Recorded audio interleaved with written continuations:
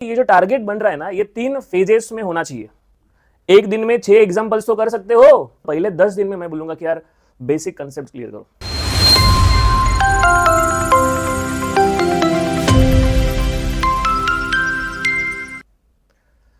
ये students, welcome to आर्केडमी channel. और कल का डिस्कशन हम आगे कंटिन्यू कर रहे हैं। कल डे 1 था जिसमें हमने 16 दिसंबर नोट करने को बोला था और बहुत सारा डिस्कशन हुआ था। लेकिन ये जो टारगेट तुम लोग ने सेट किया है कल के वीडियो के बाद, उसको कैसा पूरा करेंगे इसके ऊपर हम लोग आज बातचीत करने वाले। सो ध्यान में रखना कि ये जो आज का वीडियो है, अगर तुम लोग एंड तक देखते हो तो बहुत सारा इनसाइट्स तुम लोगों को मिलने वाला है। सबसे पहला तो ये तुम लोगों को समझ में आना चाहिए कि ये जो टारगेट बन रहा है ना, ये 3 फेजेस में होना चाहिए। पहला 10 दिन में तुम लोग क्या करने वाले हो, सेकंड 10 डेज में क्या करने वाले हो, थर्ड 10 डेज में क्या करने वाले हो। जानते हो, अगर ऐसा नहीं करोगे ना, रोज पढ़ोगे तो भी याद ही नहीं रहेगा कि मैंने क्या पढ़ा है। लेकिन अगर प्रॉपर सीक्वेंस से जाओगे तो मैं कंफर्म बताता हूं कि तुम लोगों का preparation up to the mark होगा। सो 3 फेजेस में से मुझे लगता है कि फर्स्ट फेज में तुम लोग है ना बेसिक कंसेप्ट क्लियर करना चाहिए। फॉर एग्जाम्पल, अगर मैं मैथ्स के बारे में बोलूं और मैट्राइसिस के बारे में बोलूं तो मैं ना एक एग्जाम्पल सॉल्व करूंगा, समझूंगा। सही है, चलो मैट्राइसिस का एक टाइप का एक एग्जाम्पल हो गया। मैट्राइसिस में भले 6 टाइप्स है, अरे एक दिन में 6 एग्जाम्पल्स बोल रहा हूं, हर एक टाइप का एक एक एग्जाम्पल। हाँ, एक एक एग्जाम्पल एकदम बेसिक कंसेप्ट समझ कर करोगे तो यार थोड़ा सा इंटरेस्ट आएगा, ये समझता है यार। सो ऐसा जो 30 डेज का कैलेंडर बनाया है उसमें है ना तुम लोग हर दिन का जो काम करने वाले हो, तो पहले 10 दिन में मैं बोलूंगा कि यार बेसिक कंसेप्ट क्लियर करो। जो अगला 10 दिन है उसमें तुम लोग जो तुम लोग ने पहले 10 दिन में किया है उसके एडिशनल एग्जांपल्स करने चाहिए। लेडीज एंड जेंटलमैन, उसके एडिशनल एग्जांपल्स। तो क्या हुआ, तुम लोगों का बेसिक ऑलरेडी क्लियर हुआ था, अभी उसका रिवीजन भी हो रहा है। थर्ड फेज में तुम लोग है ना जो PYQs है उसके ऊपर काम करना चाहिए।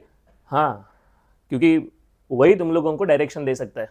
और टाइम लिमिट सेट करके करना चाहिए। अगर मैकेनिक्स का सॉल्व कर रहे हो तो देखो 15 मिनट में हो रहा है क्या, कैलकुलेशन सही आ रहा है क्या। ये तुम लोगों का थर्ड फेज वाला काम है, इवैल्यूएशन वाला। तो देखिए ना, 10 दिन में तुम लोग अभी तक जितना तुम लोगों ने पढ़ा है कुछ तो याद रहेगा, फटाफट कर सकते हो। तो पहला काम मैंने बोला कि अपना जो 30 दिन है ना उसको फेज में डिवाइड करना चाहिए। फिर अपना जो स्टडी का शेड्यूल है ना वो बनाना चाहिए। ये तो तुम लोगों का 10 दिन का हो गया। अभी हर दिन का शेड्यूल है ना ब्रेक होना चाहिए।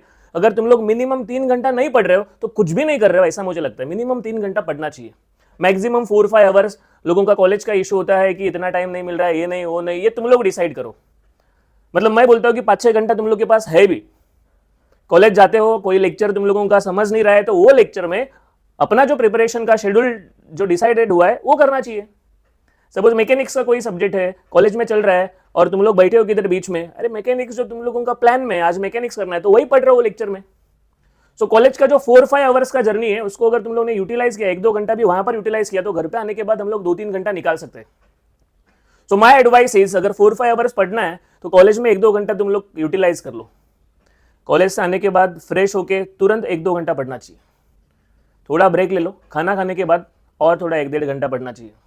3 घंटा मिनिमम पढ़ना चाहिए क्लियर होने के लिए। लेकिन अगर तुम लोग एक्स्ट्रा एफर्ट्स डालते हो तो एक्स्ट्रा आउटकम आएगा, हार्डवर्क इधर वेस्ट नहीं होगा। और मैंने पहले भी बोला कि असाइनमेंट रोज लिखने वाले लोग पागल लोग हैं, कुछ नहीं कर पाएंगे। असाइनमेंट एक ही दिन कोई तो प्लान करना है। दिस टाइम तुम लोग खाली असाइनमेंट लिखने का, बाकी सब पढ़ने का नहीं, क्योंकि वो नेगेटिव वर्क है। तो कैसा लगा तुम लोगों को प्लानिंग, सही है ना? अगर तुम लोग आगे का जर्नी जानना चाहते हो तो कल एक इंटरेस्टिंग वीडियो आने वाला है। लेकिन मैं बोलूंगा कि आज जो हमारा डिसाइड हुआ है ना वो आज के आज ही करना है। So this is day 2, #battle with आर्केडमी। ये ट्रेंडिंग में चलना चाहिए। मिशन अपना शुरू हुआ है, ऑल क्लियर होना चाहिए हर बच्चा। ये अपना एक सिंपल सा डिस्कशन है और इसके लिए ये जो 30 डेज का प्लानिंग है ना वो एग्जीक्यूट होना चाहिए। जानते हो, कोई भी प्लानिंग कभी एग्जीक्यूट होता है जब तुम लोग ईमानदारी से उसमें एफर्ट्स डालते हो तो एग्जीक्यूट होता है। अदरवाइज फिर प्लान तो रोज बनता है, 1000 बनता है, लेकिन एग्जीक्यूट कहां हो रहा है। सो चलिए, दिस इज सेकंड डे और मैं बोलता हूं कि आज के सेशन में तुम लोगों को कुछ इनसाइट्स मिले रहेंगे। 30 दिन का फेजेस बनाओ, दिन का जो रूटीन है उसको समझ लीजिए और बिना कंसेप्ट का आगे मत जाइए।